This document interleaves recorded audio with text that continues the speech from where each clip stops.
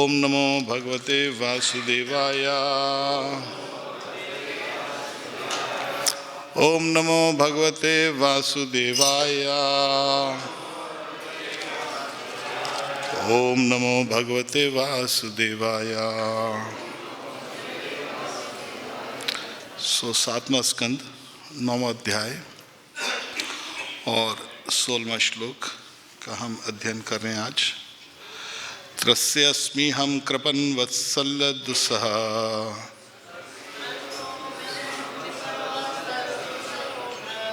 उग्र संसार चक्र कदांच ग्रस्ताम प्रणीत।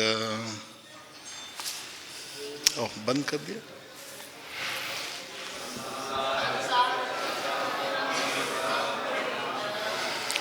वद सब कर्म भी उष्णम ते अग्निमूलम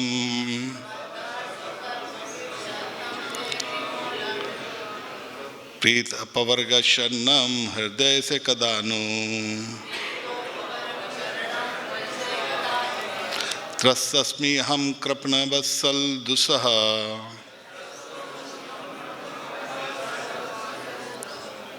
उग्र संसार चक्र कदनात् ग्रसनात् प्रणीतः। बद्ध सब कर्म भी उष्णन्ते अग्निमूलम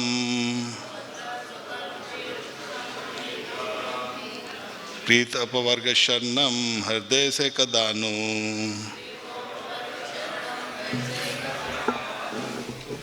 त्रस्त डरा हुआ, अस्मि हूँ, अहम मैं, कृपण वत्सल पतित आत्माओं पर अत्यंत दयालु मेरे प्रभु, दुस्सह असहनीय उग्र भयानक संसार चक्र जन्म मृत्यु का चक्कर कदनाथ ऐसी बुरी अवस्था में ग्रस्ताम एक दूसरे को भक्षण करने वाले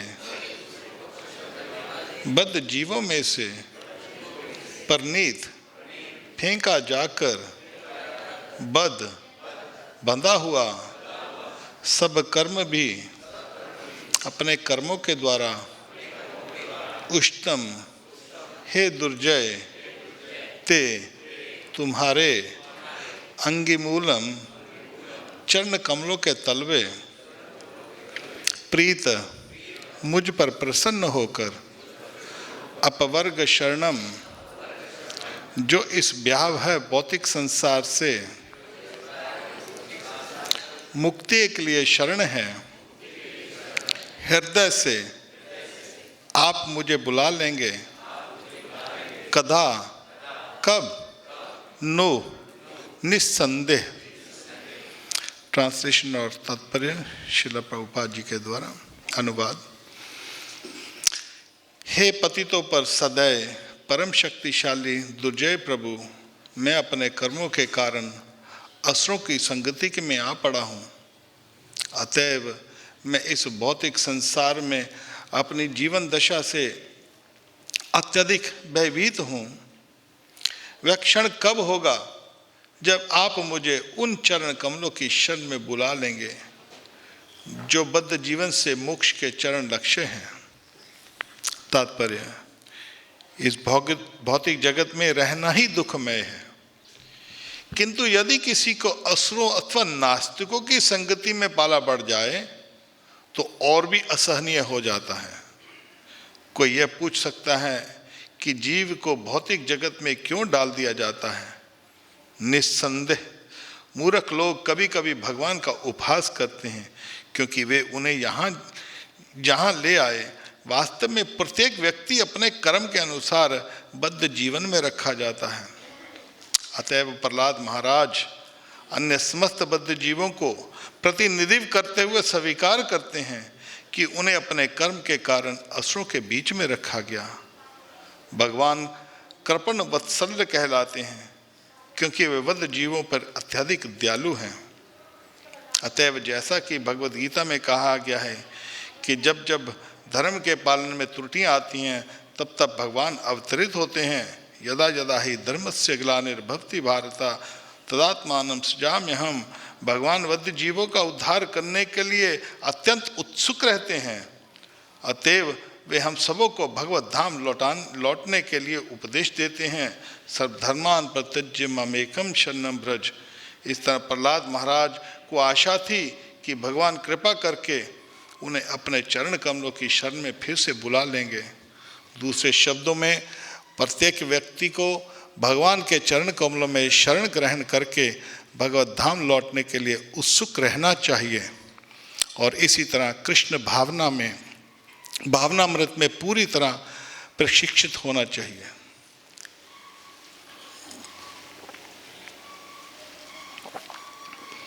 यहाँ पर प्रभुपाद जी ने सब कुछ बतला दिया है। ओम नमो भगवते वासुदेवाय, ओम नमो भगवते वासुदेवाय, ओम नमो भगवते वासुदेवाय। ओम अज्ञानतिमिरन्धस्य ज्ञानांजन शलाक्या चक्षुर्मिलितं येन तस्मै श्री गुरुवे नमः। श्री चैतन्यमनोभीष्टं स्थापितं येन भूतले स्वयं रूप कदाम ददाति सपदान्तिकं। नमो विष्णुपदाय कृष्णपृष्ठाय भूतले श्रीमद्भक्ति वेदांत स्वामी नामने। नमस्ते सरस्वती देवे गौरवाणी प्रचारने निर्विशेष शून्यवादी पाश्चात्य देशतारने। जय श्री कृष्ण चैतन्य प्रभु नित्यानंद श्री अद्वैत गदाधर श्रीवासदि गौर भक्तवृंद।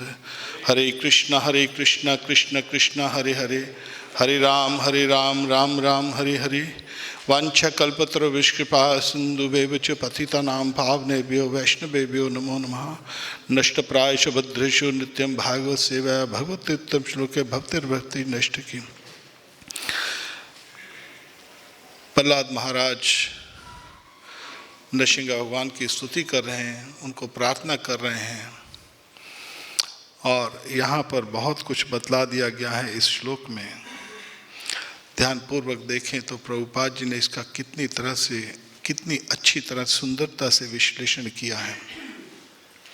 सबसे पहले तो इस श्लोक में प्रहलाद जी कहते हैं, हे पतितों पर सदैव, आप परम दयालु है प्रभु, आप सबका उद्धार करने के लिए सबका उद्धार करते हैं। भगवान ये नहीं कि पारदर्शिता करते हैं कि ये मेरे को पसंद है, ये नहीं। सब जितने भी प्राणी हैं, व्यभिचारी दुराचारी जितने भी हैं, सब कुछ भगवान सबको चाहते हैं कि सब मेरी शरण में आ जाएं, क्योंकि हर एक व्यक्ति का संबंध, हर एक प्राणी का संबंध कृष्ण से है।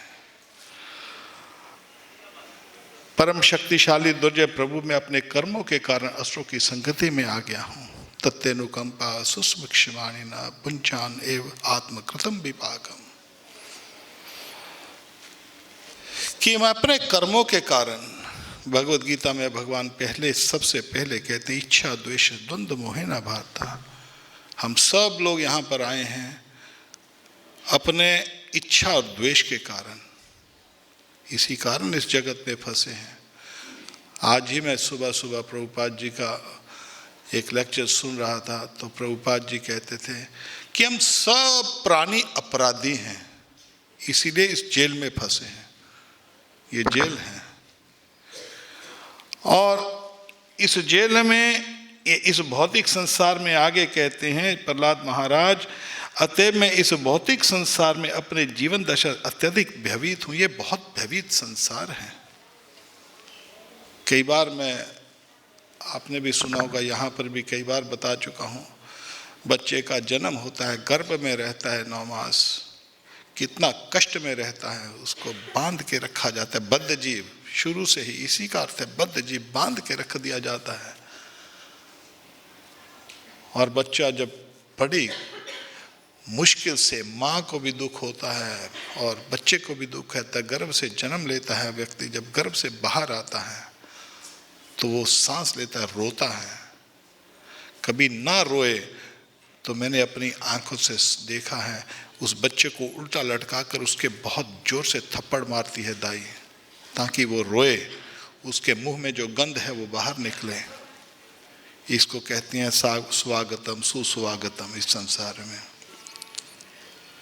रोना पड़ता है, रोता है, कष्ट और संघर्ष यहाँ पर प्रहलाद जी कहते हैं, ये एक तो मैं ये संसार, मृत्यु संसार कष्टदायक, और ऊपर से असुरों के कारण, असुरों की योनि में जन्म, उससे भी ज़्यादा भयानक।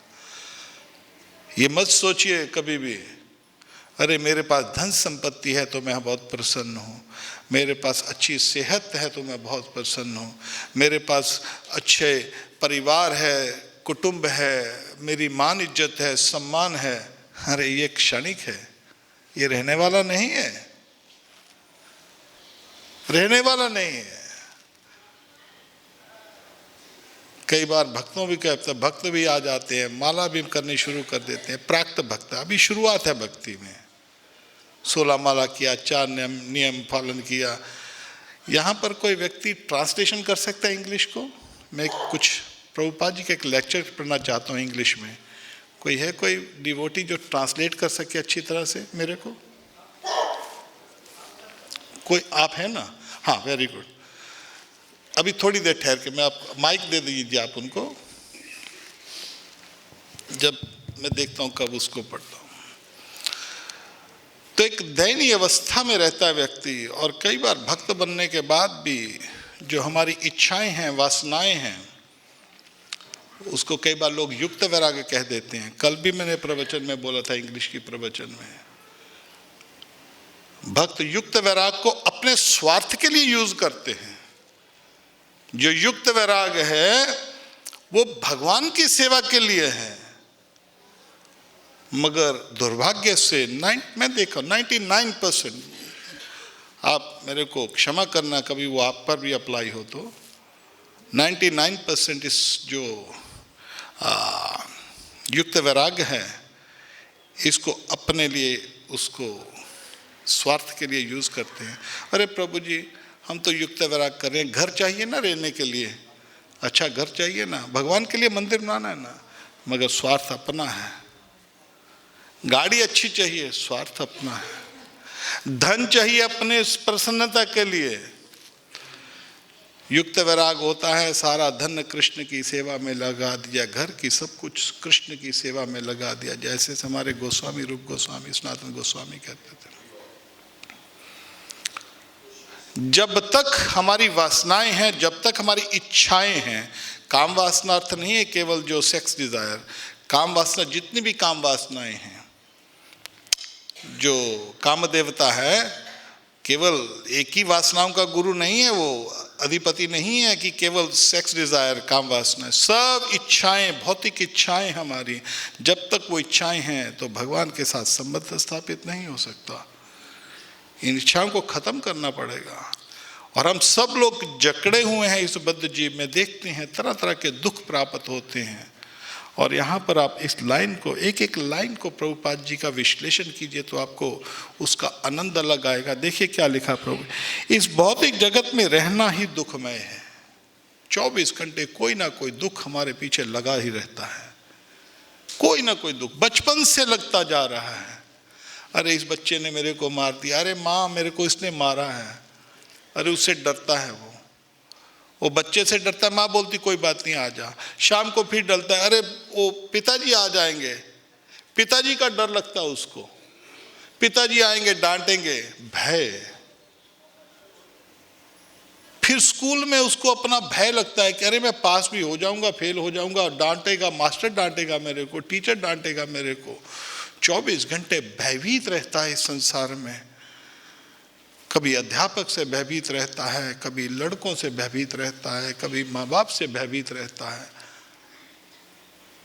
और बस भय, 24 घंटे भय। कभी फिर अरे धन नहीं है, अरे धन आ जाए मेरे पास, धन आ जाए, धन आ जाए, 24 घंटे भय। धन आ गया, कोई चोरी ना करके ले जाए, टैक्स वाला ना ले जाए, भय। 24 घंटे भय के व्यक्ति अंदर रहता है। और ये कई बार तो यहां पर कहते, किंतु यदि किसी को असुरों से नास्तिकों की संगति में पाला पड़ जाए, कई बार देखते हैं जो माँ बाप है लड़की के लिए लड़का ढूंढते हैं, कई कुछ देखते हैं, और जाति गोत्र सब कुछ देखा, परिवार देखा, धन संपत्ति देखी, उनसे मिले गिले। जब लड़की बेचारी ब्याह के जाती है तो कई बार देखती है उनका जो व्यवहार है वो अलग है।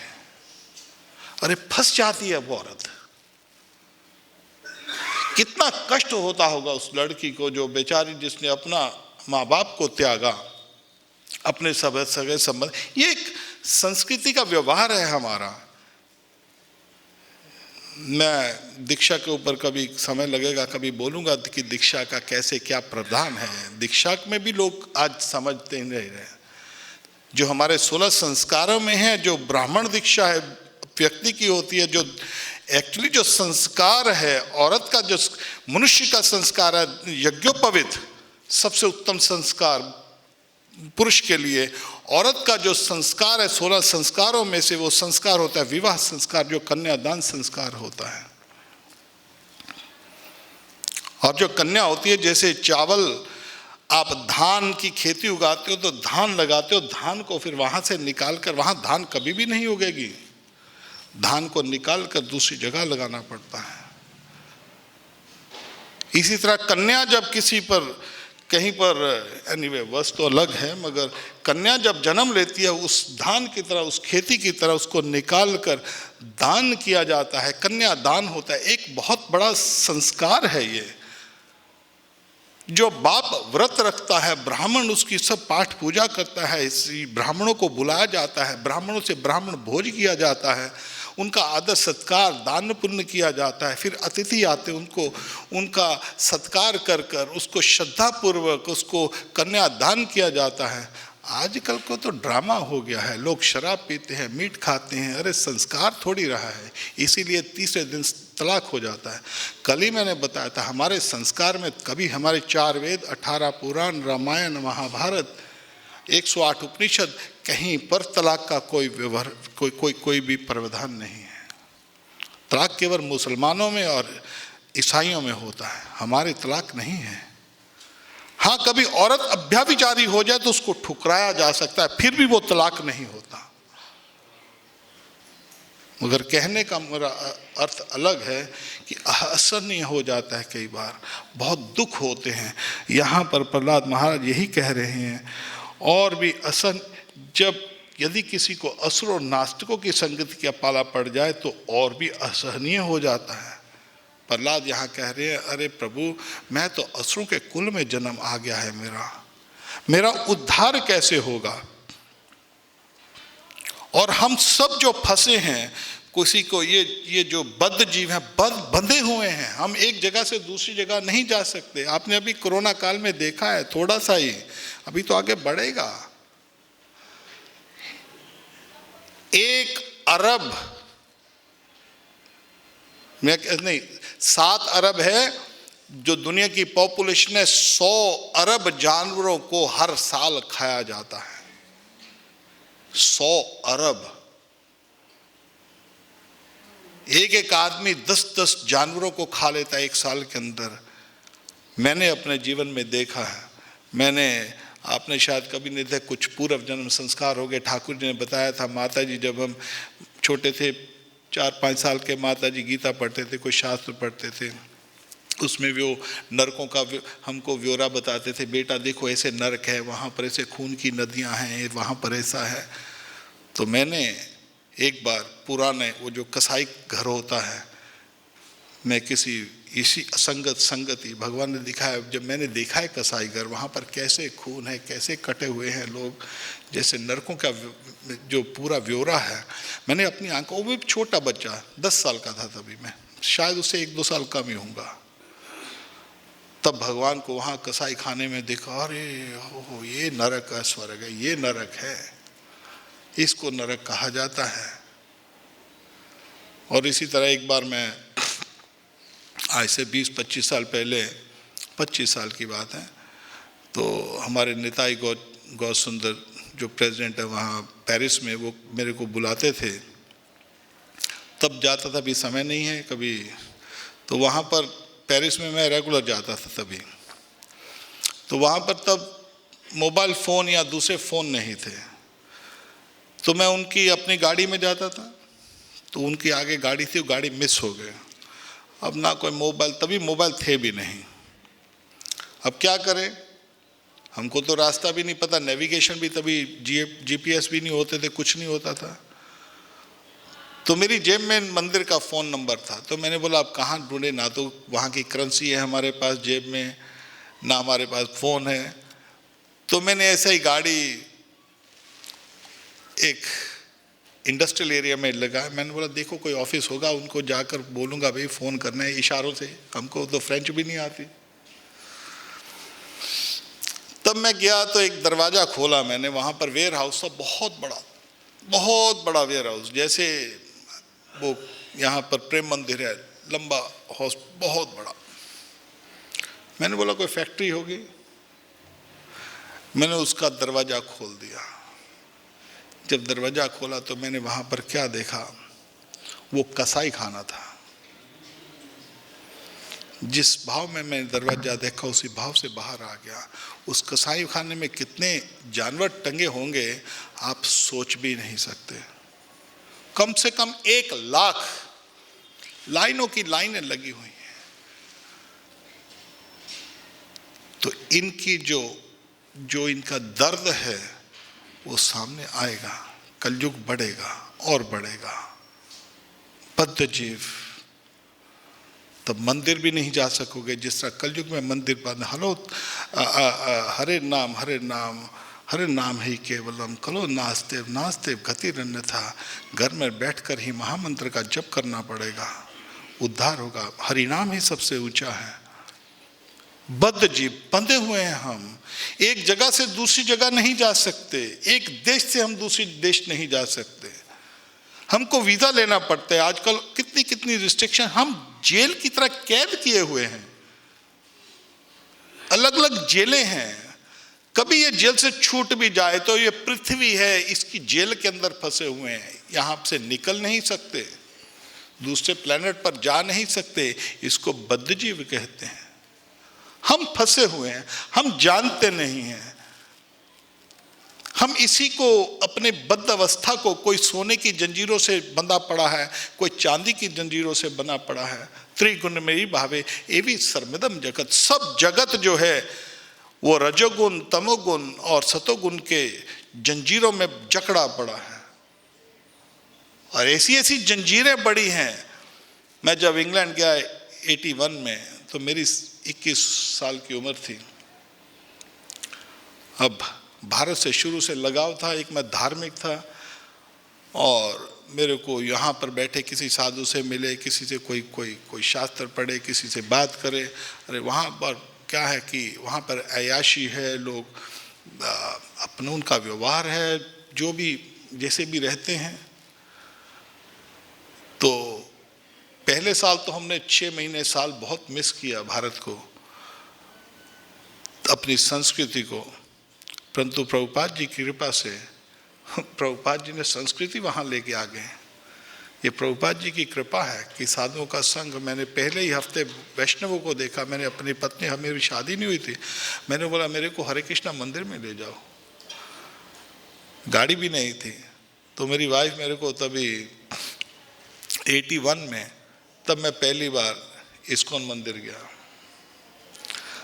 तो प्रभुपाद जी की कृपा है। जिस संस्कृति के लिए, जिस संस्कृति को हम छोड़ रहे हैं, हमारे मूर्ख, मैं तो बोलूँगा जो भारतीय और मूर्ख हिंदू जो छोड़ रहे हैं, उनको ये देखो, सब विदेश इस संस्कृति को अपना रहा है। इसमें आनंद है, क्योंकि जितना भी भौतिक संसार का सुख है वो अस्थाई सुख है।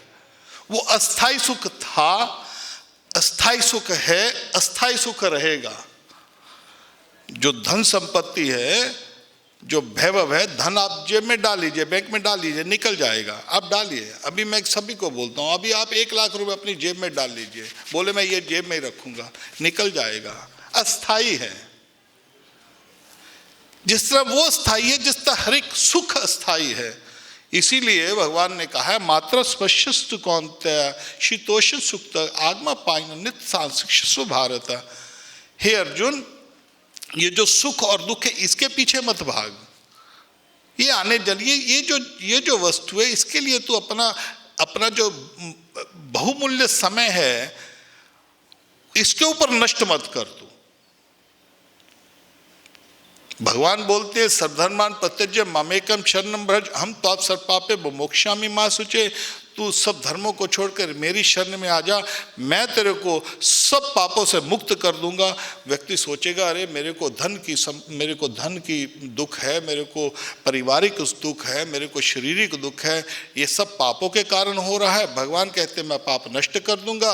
भगवान पाप नष्ट कर देंगे तो मैं इस पापों से मेरे को छुटकारा मिल जाएगा, शायद मेरे पास धन आ जाएगा, शायद मेरे पास संपत्ति आ जाएगी। ना, ऐसा नहीं है। लोग सोचते हैं भक्त बनने के, अभी भक्त बने नहीं है, ये तो शुरुआत है। मैं एक ट्रांसलेशन करवाना चाहता हूँ कि इस बात की, समय कम है, मैं उसको एक्सप्लेन करूँ तो मेरे को और भी समय लगे, मगर मैं ट्राई करता हूँ संक्षिप्त में बात करने की। ये जो हमारे सुख हैं ये अस्थाई सुख हैं, ये रहने वाले नहीं हैं। अस्थाई सुख थे, है, आगे स्थाई रहेंगे। हमारा स्थाई जो भगवान के संबंध, भगवान हमको इन सुखों से नहीं देंगे। कई बार बोलते हैं लोग भाई जो भक्त बन जाएंगे तो भगवान ये सब दे देंगे। नहीं, वो क्यों देंगे, उसका हमको मांगना नहीं आता भगवान से। एक्चुअली हमको मांगना नहीं आता। शुरुआत में जो भक्त बोलते वो भक्त नहीं, अभी तो भक्ति साधना भक्ति है। साधना भक्ति जो आती है तो श्रद्धा, तो साधु संग, तो भजन क्रिया। ये भजन क्रिया शुरू करती हैं तो अनर्थ निवृत्ति, अनर्थों की निवृत्ति होती है, बुरे कर्म छूटते हैं। सब जो हमारी वासनाएं, इच्छाएं जब छूट जाएंगी, जब हम युक्त वैराग्य को, निर्बंध कृष्ण संबंध युक्त वैराग्य उच्चते, जब इस श्लोक को अपने लिए स्वार्थ के लिए यूज नहीं करेंगे तब उसको अनर्थ निवृत्ति कहती है। जब अनर्थ निवृत्ति हो जाएगी तो फिर रुचि होती है, और जब रुचि होती है और उसके बाद थोड़ी सी निष्ठा होगी, फिर आसक्ति होगी। ये डिवोटीज के जो कृष्ण भावना में आते, कृष्ण भावना का अर्थ याद रखिए, ये नहीं है कि इस्कॉन ओनली, केवल इस्कॉन कृष्ण भावना है, ये और भी मिथ्या है। हम सोचते हैं हम ही केवल डिवोटी हैं, बाकी संसार में कोई डिवोटी नहीं है। अरे सब वैष्णव भक्त हैं। रामानुज संप्रदाय, निम्बार्का संप्रदाय, विष्णु स्वामी संप्रदाय, जितनी भी चारों संप्रदाय हैं, रामानंदी संप्रदाय, जितनी भी संप्रदाय हैं, जो भी विष्णु की पूजा करता है, लक्ष्मी नारायण की, सीताराम की जो भी पूजा करता है, उतने ही आदरणीय हैं जितने हम अपने भक्तों का आदर करते। सब आदरणीय हैं, उनको सब में भगवान का, उनका अपना अपना भगवान, उनको वात्सल्य भाव में, दास्य भाव में, साख्य भाव में भगवान उनके साथ लीला कर रहे हैं। कभी ये भ्रम में मत रहिए। जब जाओ तो जो भी विष्णु की पूजा कर रहा है उसके चरणों में पड़ जाओ। जो भी विष्णु की पूजा कर रहा है उसकी रज है वो आदरणीय है। वैष्णव पद धूलि, वैष्णव पद जल, भक्ति भुक्ति शेष तीन महाबल। ये सब आदरणीय हैं। अयोध्या में भक्ति कर रहे हैं जो सीताराम सीताराम, राधे श्याम राधे श्याम, जो सीताराम की, लक्ष्मी नारायण की, जो भी विष्णु की पूजा कर रहा है उसका आदर सत्कार, वो भक्त है, इसको भक्त कहते हैं। और जो भी भक्त बन जाता है, भक्ति में शुरुआत करता है, पहला उसका उद्देश्य होता है अरे मैं नियम पालन कर लूँ, नियम कैसे, चाय छोड़ूँ, वो या जो भी छोटा मोटा काम, जो भी सिगरेट बीड़ी जो छोड़े, ये शुरुआत है, ये पहला पड़ाव है। आप कभी गोवर्धन पे जाते हैं तो वहाँ लिखा होता है ना, पहला पड़ाव है, फिर बोलता दूसरा पड़ाव है। आप अभी तीसरे पड़ाव में चल रहे हैं, आप अभी 5वें पड़ाव में चल रहे हैं, आप अभी अंतिम पड़ाव में चल रहे हैं। गोवर्धन पे देखते हो ना, पहला पड़ाव आता है भक्ति में कि मेरे को 16 माला करना है। फिर दूसरा पड़ाव आता है। दूसरे पड़ाव में क्या है कि मेरे को जो अनर्थ हैं इनसे दूर रखना है।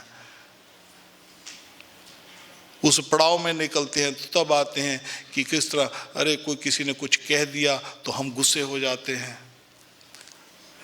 अरे मैं पुराना भक्त हूं, मेरे को मान सम्मान क्यों नहीं दिया, मेरे को आदर सत्कार क्यों नहीं किया,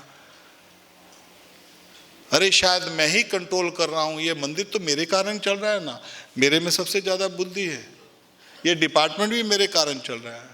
कभी आपने कल इंग्लिश की क्लास नहीं सुनी है तो किसी को आती है तो सुन लेना, मैंने उसमें बताया था। अरे ब्रह्मा जी जो हैं, ब्रह्मा जी एक चींटी के बराबर हैं, और ब्रह्मा जी के सामने हम क्या हैं? अरे इतने इतने बड़े बड़े देवी देवता जो ठाकुर की सेवा कर रहे हैं, इतनी इतनी सेवा कर दिया, उनके सामने हमारी क्या, उसके सामने जो स्थिति क्या है? जैसे बड़े बड़े ब्रह्मा, बड़े बड़े देवता, इतना बड़ा देखो, इतना बड़ा ग्रह प्लैनेट, ये भी एक चींटी के बराबर है भगवान की सृष्टि में। जब महाविष्णु कारणोदक्षाय विष्णु श्वास लेते हैं तो असंख्य असंख्य ब्रह्मांड निकलते हैं। एक एक ब्रह्मांड में अरबों अरबों ग्रह बने हुए हैं, अरबों पृथ्वियां बनी हुई हैं, एक एक ब्रह्मांड में असंख्य बना हुआ है। और भगवान विष्णु के जो एक श्वास से असंख्य ब्रह्मांड निकल रहे हैं, और उन असंख्य ब्रह्मांड भगवान श्वास लेते हैं तो असंख्य ब्रह्मांड प्रकट हो जाते हैं, और भगवान श्वास अंदर करते हैं, सब भगवान में समा जाते हैं। अरे कहाँ हमारे ठाकुर कृष्ण, और ये महाविष्णु कारणोदक्षाय विष्णु होते हैं, और हम सर्वस्य प्रभवो, हम जो भगवान के जो विष्णु है कारणोदक्षाय विष्णु, उनके आधार हमारे कृष्ण हैं, और वो कृष्ण की प्राप्ति का हम चेष्टा कर रहे हैं। अरे कहाँ कृष्ण, कितने हम, हमारी कितनी क्या हमारी वो, मैं उर्दू का वर्ड यूज नहीं करना चाहता, हिंदी का क्या वर्ड होता है, औकात को बोलते हैं ना, औकात वर्ड यूज नहीं कर, हाँ शक्ति नहीं है इसमें, सामर्थ्य नहीं है। ये तो प्रभुपाद जी की कृपा है कि हमको किसी ना किसी तरह सब संसार को एक जगह दे दी, चीज दे दी, हरिनाम। जो हरिनाम है ये सबका उद्धार करने वाला हरिनाम है, चैतन्य महाप्रभु ने जो दिया है। तो जो जितने भी हम ये जंजाल से निकलना है तो उसको, इसके आगे बहुत है। हम कभी मान लो एक पड़ाव में जाते हैं तो फिर देखते हैं भी कोई मान सम्मान इज्जत सर्व आदि मिनुट मुक्तम तत्परते न निर्मलम ऋषि के न ऋषि सेवनम भक्ति मुच्यते। हम यहाँ पर लीडर बनने नहीं आए, यहाँ पर गुरु बनने भी नहीं आए, यहाँ पर किसी को सिखाने भी नहीं आए। यहाँ पर तो हमारे को अवसर दिया है प्रभुपाद जी ने कि अपनी आत्मा को शुद्ध करके भगवान के साथ, कृष्ण के साथ संबंध स्थापित कर ले।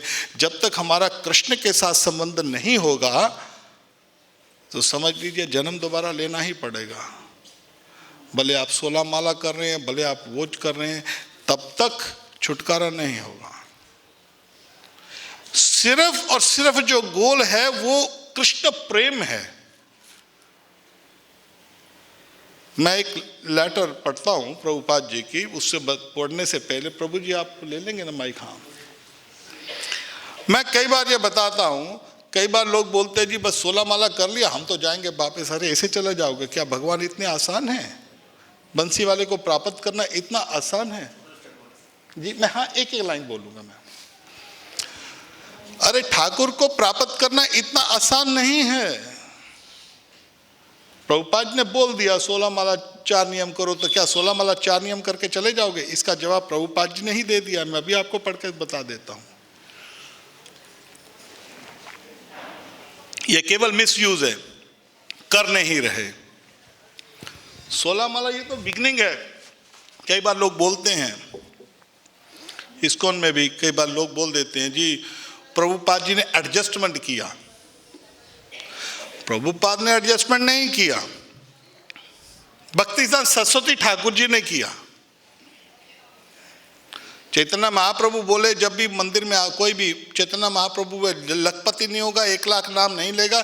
इस 1 लाख नाम भी एक्चुअली गोल नहीं, मैं अभी उसके बारे में भी बताता हूँ, वो भी एक पड़ाव है।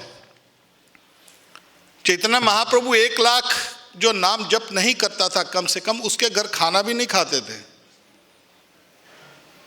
वो बोलते थे प्रसाद लेना है पहले लखपति बनो फिर आऊंगा तुम्हारे घर, ब्राह्मणों को भी बोलते थे।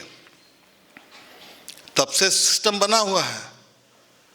और भक्ति सांत सरस्वती ठाकुर महाराज जी ने जब गौड़िया मठ स्थापित किया तो उन्होंने जो भी ब्रह्मचारी सन्यासी सब लोग वही करते थे। भक्ति सांत सरस्वती ठाकुर महाराज जी को कि यज्ञ जो दीक्षा होती है वो यज्ञोपवीत होता है, वो ब्राह्मण आदमी को होता है, औरत के लिए यज्ञोपवीत नहीं होता। भक्ति सांत सरस्वती ठाकुर महाराज उनको हरिनाम दिया। हरिनाम यहां पर मध्य लीला है क्या? सीसी की मध्य लीला है, देंगे ना मध्य लीला अध्याय 15वां हिंदी का। भक्ति सांत सरस्वती ठाकुर महाराज जी ने जो औरत लोग थी उनको, औरतों को घर गृहस्थी चलानी है, बच्चों को देखना है, सब कुछ करना है, बहुत काम होता है औरतों के लिए, ठाकुर सेवा भी करे वो भी करे, अरे बहुत बड़ा काम है। जो पुरुष है वो तो प्रसाद खाएगा और आराम से खराटे भरने लग जाता है। अरे वो बेचारी को औरत को पहले बनाती है, जो माता जी बनाएंगी, फिर भोग लगाएंगी, सफाई भी करेंगी, किचन के बहुत काम होता है। तो उनके लिए भक्ति सांत सरस्वती ठाकुर महाराज ने कहा जो स्त्रियां हैं वो हरिनाम लें, 16 माला जप करें, उससे उद्धार हो जाएगा। और भक्ति सांत सरस्वती ठाकुर महाराज ने गृहस्थ के लिए 16 माला बोला, उनको दीक्षा नहीं दिया, हरिनाम।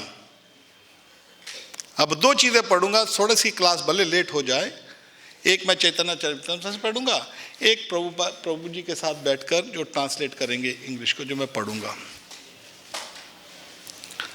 भक्ति सांत सरस्वती ठाकुर महाराज जी ने 16 माला स्त्रियों के लिए, और जो लोग बेचारे बाहर रहते हैं, घर गृहस्थी चलाते हैं, व्यापार करते हैं, नौकरी करते हैं, उनके पास समय नहीं है 6 घंटे लगाने का, तो ठीक है अभी तुम 16 माला करो, हरिनाम लो, हरिनाम से उद्धार हो जाएगा। उनको दीक्षा नहीं दिया, हरिनाम।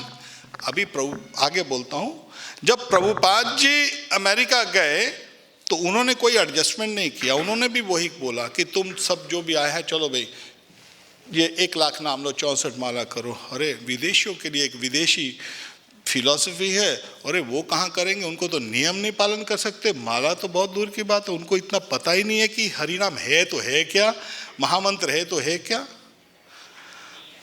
किसी तरह उन्होंने प्रभुपाद जी की बात मानी, किसी तरह प्रभुपाद जी की बात मान ली।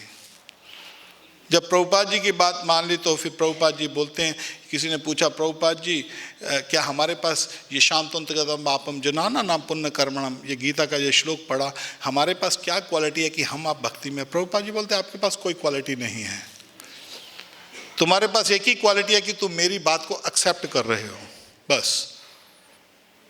बोले हम तो 64 नहीं कर, अच्छा 32 करो, नहीं कर सकते, ठीक है। भक्ति सांत सरस्वती ठाकुर महाराज, जाओ 16 माला करो, 4 नियम पालन करो, ये पहला पड़ाव है। यहाँ पर एक बात पहले मैं पढ़ दूँ आपको।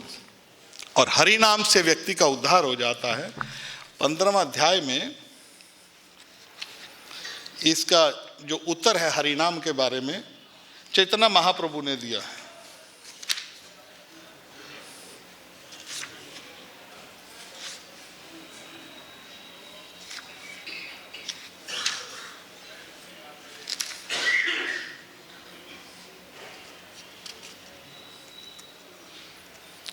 सत्यराज खान, शायद आपको पता होगा, जब वो सब लोग चैतन्य महाप्रभु को मिलने जाते थे जगन्नाथपुरी, तो उसमें सत्यराज खान ने पूछा कि मैं थोड़ा सा पढ़ ही देता हूँ, मैं शायद लेट ना हो जाए इसमें, इसलिए मैं इसको अवॉइड करूँगा। चलो मैं पढ़ता हूँ। इसके बाद रामानंद वसु तथा सत्यराज खान दोनों ने श्री चैतन्य महाप्रभु के चरण कमल में कुछ प्रश्न निवेदन किए। ग्रस्त विषयामी की मोर साधने, श्रीमुखे आज्ञा कर प्रभु निवेदी चरणे। सत्यराज खान ने कहा, हे प्रभु, ग्रस्त तथा भौतिकवादी व्यक्ति होने के कारण मैं आध्यात्मिक जीवन से मैं आगे बढ़ने की विधि नहीं जानता, इसीलिए मैं आपके चरण कमलों की शरण स्वीकार करता हूँ और प्रार्थना करता हूँ कि आप मुझे उपदेश दें। प्रभु कहे, कृष्ण सेवा वैष्णव सेवा निरंतर कर कृष्ण नाम संकीर्तन। श्री चैतन्य महाप्रभु ने उत्तर दिया, तुम निरंतर कृष्ण के पवित्र नाम का कीर्तन करो और जब भी संभव हो उनकी तथा उनके भक्त वैष्णवों की सेवा करो। इसको धारण कर लीजिए अपनी बात को, जो चैतन्य महाप्रभु बोल रहे हैं यहाँ पर। सत्यराज बले वैष्णव चिन्ह केमने, के वैष्णव कहाँ तार सामान्य लक्षण है। यह सुनकर सत्यराज ने कहा, मैं वैष्णव को कैसे पहचान सकता हूँ, कृपा मुझे बताएं कि वैष्णव कौन होता है। वैष्णव कौन है? कई बार देखते हैं, आप याद करिए, कई बार कोई भक्त आता है, चांटिंग करता है ना, अरे ये दीक्षा नहीं हुआ इसका, अब ये भक्त नहीं बना, जब दीक्षा होगा तब भक्त बनेगा। ऐसा सुना होगा ना आपने, होता है ना ऐसे। अरे ये इसने दीक्षा नहीं लिया, अरे ये अभी, अरे नहीं तुम 3 माला कंठी नहीं पहन सकते, तुम अभी दीक्षित नहीं हो, चलो अभी नीम की माला पर जप करो। ना ना, अब सब ये सुनिए इधर। अभी सत्यराज बल्ले वैष्णव चिन्हवे के मैंने, के वैष्णव कहाँ तारा सामान्य लक्षण है। ये सुनकर सत्यराज ने कहा, मैं वैष्णव को कैसे पहचान सकता हूँ, कृपा मुझे बताएं कि वैष्णव कौन होता है, उसके सामान्य लक्षण क्या हैं। प्रभु कहे, यार मुखे सुनी एक बार, कृष्ण नाम सही पूजे श्रेष्ठ सभाकार। श्री चैतन्य महाप्रभु ने कहा, जो भी व्यक्ति कृष्ण के पवित्र नाम का एक बार भी उच्चारण करता है वह पूज्य है और सर्वोच्च मानव है। जो कृष्ण की शरण में आता है, हे कृष्ण मेरे को, उसको कुछ साधन नहीं आता, अभी उसको ये भी नहीं पता मंत्र कौन है, हे कृष्ण कृष्ण करके बुलाता है, समझ लो वो वैष्णव हो गया। क्योंकि कृष्ण देखते हैं, अरे इसने तो मेरा नाम पुकारा है, अरे ये मेरा नाम पुकारा, बस इसको अभी मैं अपनी तरफ खींच लूंगा। जो भी व्यक्ति जाने अनजाने में नाम और जानकर जो नाम पुकारे तो कृष्ण खींचते ही खींचते, छोड़ते नहीं है। अभी मैं थोड़ा सा तात्पर्य, क्योंकि लंबा बहुत हो जाएगा, मैं तात्पर्य छोटा सा, मैं चाहता तो तात्पर्य पढ़कर फिर व्याख्या करूं, मगर मैं उसको कर रहा हूं। यहाँ पर सिर्फ वर्सेस का बता रहा हूं आपको कि चैतन्य महाप्रभु क्या बोल के गए हैं। घर पे जाके आपको तात्पर्य भी पढ़े। एक कृष्ण नामे करे सर्व पाप क्षय, नवविदा भिक्ति पूर्ण नाम है ते है। अभी शिक्षा दीक्षा की बात नहीं है यहाँ पर, केवल नाम मात्र लेने से, कृष्ण का नाम मात्र लेने से, दीक्षा की बात नहीं आई यहां पर, गुरु की बात भी नहीं आई यहां पर, केवल नाम मात्र लेने से कृष्ण, हे कृष्ण। यहां पर कहते हैं कृष्ण के पवित्र नाम का एक बार के कीर्तन करने मात्र से मनुष्य सारे पापी जीवन के सारे फलों से छूट जाता है। पवित्र नाम का कीर्तन करने से मनुष्य भक्ति की नव विधियों को पूरा कर सकता है। अब आगे सुनिए, ये महत्वपूर्ण 3 श्लोक याद कर लीजिए। चैतन्य चरितामृत अध्याय 15वां, मध्य लीला अध्याय 15वां, श्लोक 108, 109, 110, इसको धार लीजिए। यहां पर चैतन्य महाप्रभु क्या कहते हैं, दीक्षा पुष्चार्य विधि अपेक्षा न करे, जीवा स्पर्शे आचंडाला सावारे उधरे। 108 श्लोक में कहते हैं, मध्य लीला 108, वहां पर कहते हैं ना तो दीक्षा लेने की आवश्यकता है, मैं नहीं कह रहा, चैतन्य महाप्रभु कह रहे हैं, प्रभुपाद ने ये ट्रांसलेशन किया है। कहते हैं ना तो दीक्षा लेने की आवश्यकता है, ना दीक्षा के पूर्व के आवश्यक कृत्य करने की। मनुष्य को केवल होंठों पर पवित्र नाम लाना होता है। इस प्रकार अधम से अधम व्यक्ति चंडाल का भी उद्धार हो जाता है। मैं नहीं कह रहा, चैतन्य महाप्रभु कह रहे हैं। फिर क्या कहते चैतन्य महाप्रभु आगे? चैतन्य महाप्रभु कहते हैं, अनुषंग फले करे संसार क्षय, चित आकर्ष्या कराए कृष्ण प्रेमोदय। भगवान के पवित्र नाम के कीर्तन द्वारा मनुष्य भौतिक कामों के बंधन का विनाश करता है। इसके बाद वह कृष्ण के प्रति अत्यधिक आकर्षित होता है और इस तरह सुप्त कृष्ण प्रेम का उदय होता है। और आगे चैतन्य महाप्रभु कहते हैं, आकष्टिकृत चेसा मनसा मुचाटम चाहसाम भगवान कृष्ण का पवित्र नाम अनेक संत एवं उद्धार लोगों के लिए अत्यंत आकर्षक है। वह सारे पापों का संहार करने वाला है और इतना शक्तिशाली है कि गूंगों के अतिरिक्त जो इसका उच्चारण कर सके, जो गूंगे तो बोल नहीं सकते, गूंगों के अलावा जो भी इसका नाम जप कर सकता है, अधम से अधम व्यक्ति चंडाल तक के लिए यह सहज उपलब्ध है। कृष्ण का नाम मुक्ति के ऐश्वर्य का नियामक है और यह कृष्ण से अभिन्न है।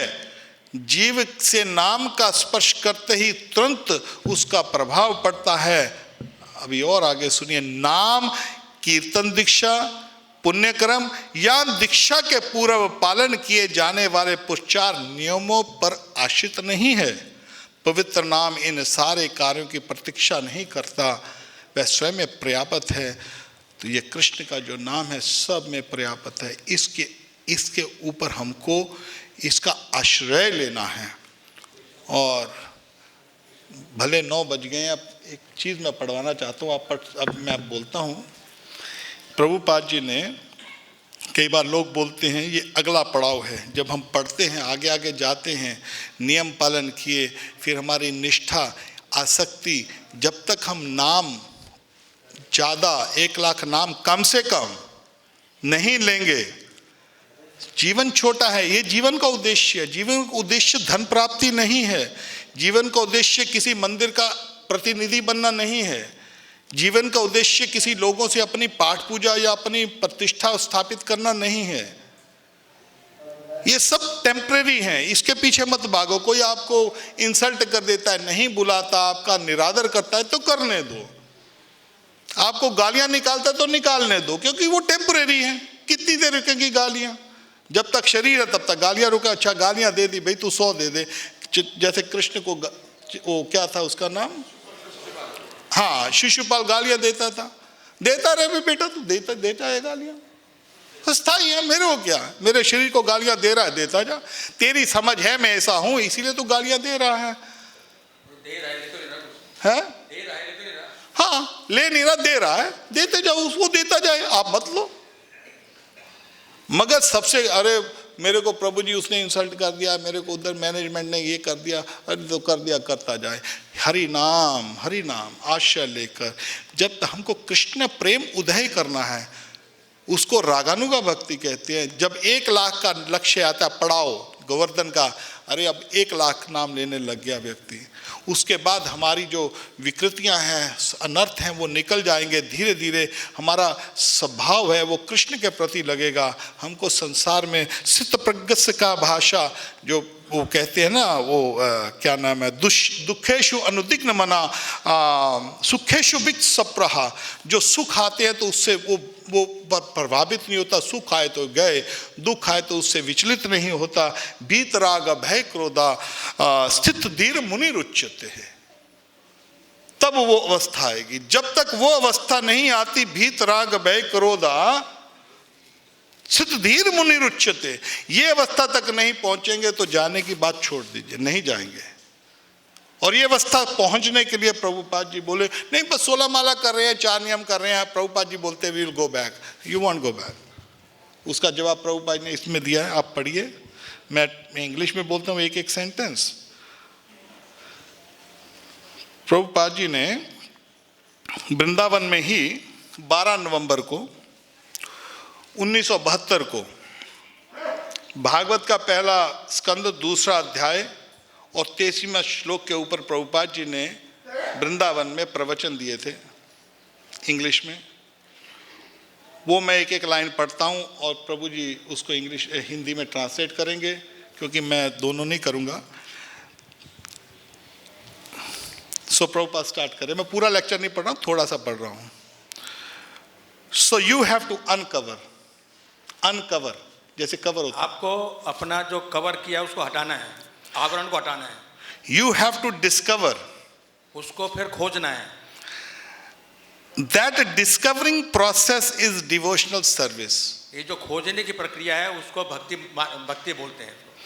The more you are engaged in devotional service, जितना आप भक्ति में लगेंगे, the more your senses become pure or uncovered, तुरंत आपकी जो इंद्रियां हैं उतना ही उसी मात्रा में जो है एक्टिव हो जाएंगी। When it is completely uncovered, और जब पूरा आवरण हट जाएगा without any designation, और ढुलपुल हुए बिना, then you are capable to serve Krishna. तब आप कृष्ण की सेवा में संयुक्त होंगे। This is apprenticeship. Apprenticeship. ये अप्रेंटिसशिप बोलते हैं प्रारंभिक। A real bhakti, वास्तविक भक्ति, parabhakti, पराभक्ति that is raganuga bhakti. और फिर रागानुगा भक्ति। कई बार लोग बोलते हैं ना, इसको में नहीं, रागानुगा की बात मत करो। नहीं करो, उसका जो प्रारंभिक भक्त हैं उनको नहीं रागानुगा बता सकते। जो थोड़ा सा बढ़ जाता है, थोड़ा सा आगे नियम आगे पिया, अभी 50 साल के बाद जैसे शुरू में बच्चा वो इंस्ट्रक्टर होता है, कार वाला सिखाता है कार गाड़ी चलाने के लिए, अच्छा ये हाईवे है यहाँ पर तो ऐसा कर गाड़ी ऐसे ऐसे चलाते हैं, मगर 16 किलोमीटर की स्पीड पे चला और 16 किलोमीटर के स्पीड पे वो चलाना सीखता है, तो 50 साल बाद भी वो 16 मीटर पे चलाए, बोले नहीं इससे आगे नहीं बढ़ूंगा। अरे भैया 16 मील पे शुरुआत में सिखाया है, जो हाईवे की स्पीड है वो 70 किलोमीटर है, तेरे को 70 किलोमीटर पे चलाना पड़ेगा हाईवे के ऊपर।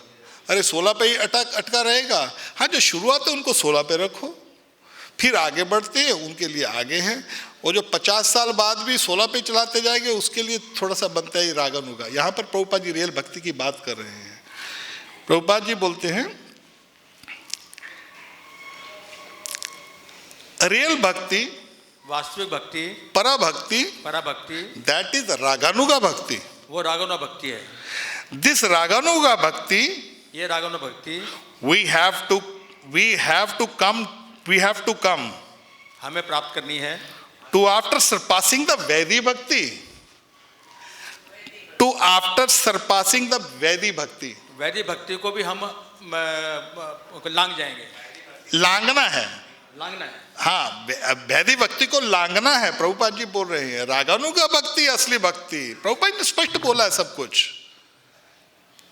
4 नियम 16 माला तो ये वैदिक भक्ति है, शुरुआत है। प्रभुपाद जी यहाँ पर इस सेंटेंस को पढ़िए। प्रभुपाद जी कहते हैं this raganuga bhakti we have to come to that after surpassing the vaidik bhakti. राग भक्ति करते करते हमको वैदिक भक्ति को लांग जाना है।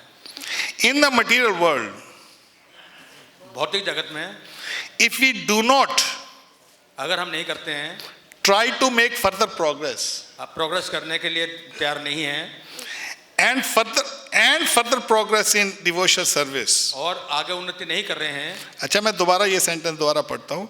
इन the material world if we do not try to make further progress in devotional service, अगर हम भक्ति में प्रगति करने की कोशिश नहीं करते हैं तो, if we are simply sticking to the shastric regulation, और खाली हम शास्त्रों को पढ़ के उसका अनुसरण करें तो, प्रोसेस, ये तरीका, and do not try to go beyond that शास्त्रिक और process, उसको उल्लंघन ना करना चाहें तो, also regulation उन नियमों का पालन ना करें तो, that is required, वो चाहिए, हमें आवश्यकता है। without शास्त्रिक process, शास्त्रों के बिना, शास्त्रों ज्ञान के बिना you cannot go to that platform, हम उस प्लेटफॉर्म पे नहीं पहुंच सकते। but if we stick to the शास्त्रिक process only यदि हम शास्त्रों का अनुसरण करें तो, and do not try to improve ourselves, और अपने को ज़्यादा उन्नत ना समझें, भरोसेमंद ना समझें, the शास्त्रिक process is कृष्णाधिकारी, शास्त्र का जो तरीका है वो कृष्णा कॉन्शियसनेस है, lowest stage of devotional service। वो भक्ति की प्रारंभिक अवस्था है।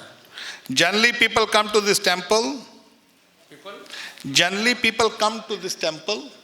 जब साधारणतः लोग इसका अनुसरण नहीं करते हैं, they offer respects, और वो इसका आदर भी नहीं करते, flowers and other things, no, they offer their respects, वो उसका आदर करते हैं, flowers, जैसे जो आते हैं पुष्प देते हैं, जहाँ आकर वो they offer respect, जो प्रणाम करते हैं, या रेगुलेटिव प्रिंसिपल्स, और 4 नियमों का पालन करते हैं, जहाँ परिक्रमा करते हैं। This is nice beginning, ये प्रारंभिक अवस्था है, but one has to go above this। भगवान इसके बाद प्राप्त होंगे। तो ये कहने का प्रभुपाद ने स्पष्ट बोला है कि ठीक है, मंदिर में आते हो, प्रार्थना करते हो, परिक्रमा लगाते हो, आप जो भी कुछ करते हो, मगर आपको इससे ऊपर उठना है। मैं नहीं कह रहा, प्रभुपाद जी कह रहे हैं, इससे भी ऊपर उठना है, ये वैदिक भक्ति से निकलना है हमको। तो इसके लिए प्रभुपाद जी खैर एनीवे मैं ज़्यादा बहुत लंबा हो जाएगा, फिर कभी समय लगेगा तो मैं इसके ऊपर बोलूँगा। प्रभुपाद जी ने स्पष्ट यहाँ कहा है कि ओके, पढ़ता हूँ, पढ़ूँ के बंद करूँ के क्या करूँ? Is it okay? सबके लिए ठीक है? ठीक है, ओके, ठीक है। One has to know who is actually bhakta. प्रजा को ये जानना चाहिए असली भक्त कौन है, हु इज न तद भक्ताशु, और कौन भक्त नहीं है। One has to do good for others, दूसरों के लिए क्या अच्छा कार्य है वो करना है, दैट इज मध्यम अधिकारी। वो भक्ति है। नो, दैट इज मध्यम अधिकारी। हाँ, वो मध्यम अधिकारी है, दूसरे का भला सोचता है। If one becomes satisfied only with these rules, यदि कोई नियमों से सेटिस्फाई हो जाता है, principle of worshipping the deity in the temple, विग्रह सेवा करता है मंदिर में, following the regulatory principles daily, और 4 नियमों का नियम श्रद्धा से पालन करता है। But if I have no other idea, और मुझे इसके अलावा कोई ज्ञान नहीं है, देन स भक्ता प्राकृत समर्था। और वो प्राकृत भक्त कहलाता है। प्राकृत means on the material platform, वो अभी भौतिक धरातल पे ही है। Such a devoting and fall down at any moment, ऐसे भक्त का कभी भी पतन हो सकता है, because he is on a प्राकृत स्टेज। क्योंकि वो अभी भौतिक धरातल पे ही बैठा हुआ है। एंड प्राकृत मीन्स दिस गुणमयी प्रकृति, और ये जो माया है ये त्रिगुणमयी है, उस त्रिगुणमयी माया के अधीन ही रहता है वो। इट इज वेरी स्ट्रॉन्ग, ये बहुत शक्तिशाली है। So any devotee can fall down, और किसी को हाँ इसमें पतन हो सकता है, इफ ही रिमेन्स प्राकृत भक्ता। और प्रकृत भक्त है वो। So one has to raise himself, तो उसको अपना उत्थान करना है above this मध्यम अधिकारी, इवन above मध्यम अधिकारी से भी ऊपर उठना है। उसको। So here it is said, तो ये कहा गया है। so anyway let me थोड़ा सा छोटा कर लेता हूँ। So we are not actually hold on, let me tell you. हाँ, so प्रभुपाद जी यहाँ पर कह रहे हैं, so he has to raise himself above this मध्यम अधिकार। हमें मध्यम अधिकार से ऊपर उठना है।